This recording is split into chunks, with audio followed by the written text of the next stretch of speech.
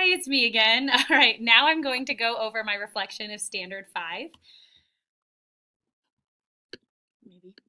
Okay, so how I knew that the principal promoted student success with integrity. He showed genuine care for Miss Tate. She felt like she could call at any time, and he gave her strategies of how to, confront the page or what to do right now. To ease her mind. Two, he showed genuine care for the students. He wasn't instantly blaming. He wasn't like, oh, yeah, I bet William did it. You're right. And then also, he could give them strategies in the future to be successful. He gave her a mentor or co-teacher, or he should, walkthroughs in her classroom, constant feedback, communication for everyone, and then room to grow for everyone, whether that be the students, the staff, or Miss Tate, and even himself possibly.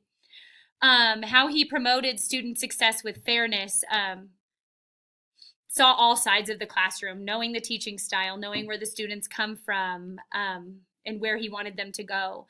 He did not accuse any students. He gave Ms. Tate another chance to grow as an educator by providing her strategies and a mentor teacher or co-teacher, which would be fair to the student's success.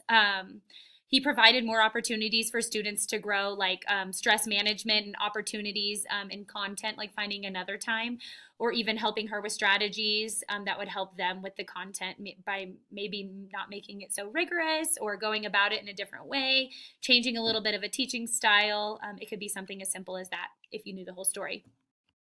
And then also promoting student success in an ethical manner. He remained calm, followed the school policies, used school resources during the situation, IT, school resources, the resource officer, possibly calling the police. He did not discipline students based on what the teacher had said.